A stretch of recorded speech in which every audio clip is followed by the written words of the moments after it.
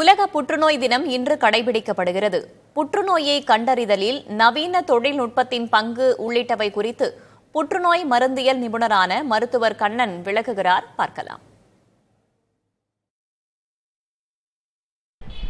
கடந்த ஆண்டு புற்றுநோய் நாளுக்கான கருப்பொருள் க்ளோஸ் த கேர் கேப் அப்படின்னு இருந்தது.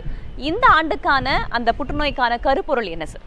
ஆமாம், யுனைடெட் வித் யூனிக் அப்படின்ற தீம் தான் WHO நமக்கு இந்த வருஷம் கொடுத்துருக்காங்க.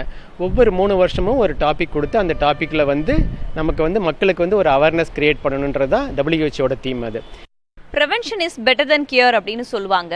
அந்த மாதிரி புற்றுநோயை வரும் முன்னே தடுப்பதற்கான வாய்ப்புகள் ஏதாவது இருக்கா சார்? கண்டிப்பாக. ஃபஸ்ட்டு எடுத்தோடனே நமக்கு பார்த்தீங்கன்னா வேக்சின் 2 விதமான வேக்சின்ஸ் இப்போ நமக்கு இருக்குது. ஒன்று சர்வைக்கல் கேன்சர் வேக்சின் அப்ரூவ்டு இருக்குது. ரெண்டாவது ஹெப்படைட்டிஸ் பி வேக்சின் இருக்குது. ஸோ சர்வைக்கல் கேன்சர் வேக்சின் கொடுக்கறது மூலமா நமக்கு சர்வைக்கல் கேன்சர் வரதை கண்டிப்பாக நம்மளால் நல்லாவே கண்ட்ரோல் பண்ண முடியும், நல்லாவே தடுக்க முடியும் நம்மளால் கொஞ்சமாக.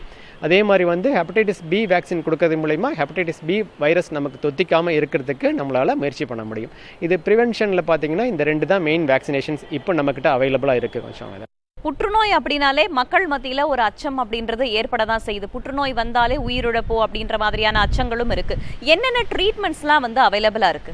இப்போ லேட்டஸ்ட்டாக பார்த்தீங்கன்னா நமக்கு சர்ஜிக்கல் இதில் ஆப்ரேஷன் அறுவை சிகிச்சை, சாதாரண அறுவை சிகிச்சையிலேருந்து நம்ம லேப்ரோஸ்கோபிக் அறுவை சிகிச்சைக்கு மூவ் பண்ணோம். அதுக்கப்புறம் இப்போ ரோபோட்டிக் அறுவை சிகிச்சை வரைக்கும் நமக்கு எல்லா இடத்துலையும் கிடைக்குது. பர்டிகுலராக அரசு மருத்துவமனைகளில் கூட இப்போ ரோபோட்டிக் சிகிச்சை பண்ண ஆரம்பிச்சிட்டாங்க. சரி, இப்போ நீங்கள் சொன்ன இந்த ட்ரீட்மெண்ட்ஸ்லாம் காஸ்ட்லியா? இதில் லீனக் அப்படின்ற ட்ரீட்மெண்ட் நமக்கு எல்லா விதமான கவர்மெண்ட் ஆஸ்பத்திரிலையுமே இப்போ கொண்டாந்துட்டாங்க. நம்ம கவர்மெண்ட் இருக்குது, எல்லா இடத்துலையுமே இருக்குங்க எல்லாமே. அதே மாதிரி மருந்தியல் துறையிலையும் உங்களுக்கு லேட்டஸ்ட் என்னென்ன மெடிசன்ஸ்லாம் இருக்கோ அதெல்லாம் கூட நம்ம இதில் அரசு மருத்துவமனையில் தடையின்றி கிடைக்கிற மாதிரி அரசாங்கம் நமக்கு ஹெல்ப் பண்ணிகிட்டு இருக்காங்க. நவீன தொழில்நுட்பம் ஏஐ போன்ற விஷயங்களும் இப்போ இந்த கேன்சரை கண்டறியதுலையும் அதே போல சிகிச்சை கொடுக்கறதுலையும் உள்ள வந்திருக்கு இல்லையா? அதோடைய பயன்பாடு எந்த அளவுக்கு இருக்கு புற்றுநோயை பொறுத்தவரை? ஆமாம், ஏஐ அப்படின்றது நமக்கு மெயினாக இப்போ டயக்னோசிஸில் அவங்க உள்ளே கொண்டாந்துருக்காங்க.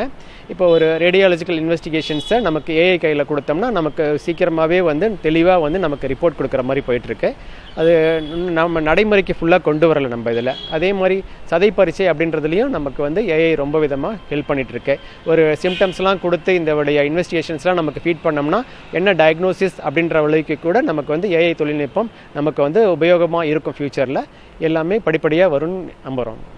உலக புற்றுநோய் நாள் இன்று கடைபிடிக்கப்படும் நிலையில நிறைய ட்ரீட்மெண்ட்ஸ் வந்திருக்கு, நிறைய மெடிசன்ஸ் வந்திருக்கு என்றாலுமே கூட நம்முடைய உடல் நலனை பாதுகாப்பதற்காக சரிவிகித உணவு, உடற்பயிற்சி போன்ற விஷயங்களை பின்பற்றுவதன் மூலமாக புற்றுநோய் பாதிப்பிலிருந்து நம்ம தவிர்த்துக்கலாம் என்று திரு கண்ணன் அவர்கள் சொல்லியிருக்கிறார். புதிய தலைமுறைக்காக ஒளிப்பதிவாளர் ஐயப்பனுடன் வேதவள்ளி ஜெகதீசன்.